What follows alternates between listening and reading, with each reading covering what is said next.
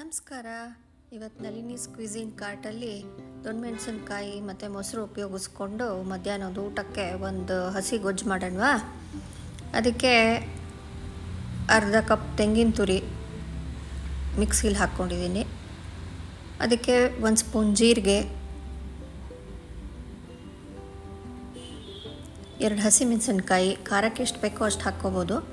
ಆಮೇಲೆ ಸ್ವಲ್ಪ ಧನಿಯಾ ಪುಡಿ, ಸ್ವಲ್ಪ ಫ್ರೆಶ್ ಕೊತ್ತಂಬರಿ ಎಲ್ಲ ಹಾಕ್ಕೊಂಡು ಸ್ವಲ್ಪ ನೀರು ಹಾಕ್ಕೊಂಡು ಪೇಸ್ಟ್ ಥರ ರುಬ್ಕೊಂಡಿದ್ದೀನಿ. ಅದಕ್ಕೆ ಒಂದು ಅರ್ಧ ಕಪ್ಪು ಗಟ್ಟಿ ಮೊಸರು ಹಾಕಿ ಕೊನೆಗೊಂದು ಸಲ ತಿರುವಿ ಒಂದು ಪಾತ್ರೆಯಲ್ಲಿ ಬಗ್ಸಿಟ್ಕೊಂಡಿದ್ದೀನಿ. ಆಮೇಲೆ ಒಂದು ಮೀಡಿಯಮ್ ಸೈಜ್ ದೊಣ್ಣಮೆಣಸಿನ್ಕಾಯಿ ಯಾವ ಕಲರ್ ಆದರೂ ತೊಗೋಬೋದು. ನನಗೆ ಕೆಂಪು ಇಷ್ಟ, ಅದಕ್ಕೆ ಅದು ತೊಗೊಂಡಿದ್ದೀನಿ.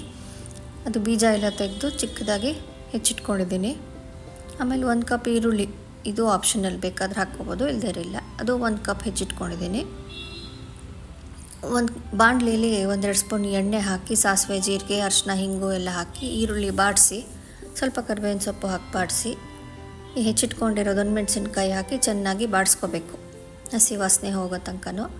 ಬೇಕಾದ್ರೆ ಸ್ವಲ್ಪ ಕ್ರಿಸ್ಪಾಗಿ ಇಟ್ಕೋಬೋದು, ಇಲ್ಲ ಪೂರ್ತಿ ಮೆತ್ತಗೆ ಹುರಿಬೋದು. ಉಪ್ಪು ಹಾಕಿ ಕಲಸಿ ಆಫ್ ಮಾಡಿ ತಣ್ಣಗಾಗಕ್ಕೆ ಇಡಬೇಕು. ತಣ್ಣಗಾದ್ಮೇಲೆ ಆ ರುಬ್ಕೊಂಡಿರೋ ಮೊಸರಿನ ಮಿಶ್ರಣ ಇದೆಯಲ್ಲ, ಅದಕ್ಕೆ ಇದನ್ನು ಹಾಕಿ ಕಲಿಸ್ಬಿಟ್ಟು ಅನ್ನಕ್ಕೆ, ಇಡ್ಲಿಗೆ, ದೋಸೆಗೆ, ಚಪಾತಿಗೆ ಯಾವುದಕ್ಕೆ ಬೇಕಾದ್ರೂ ತಿನ್ಬೋದು.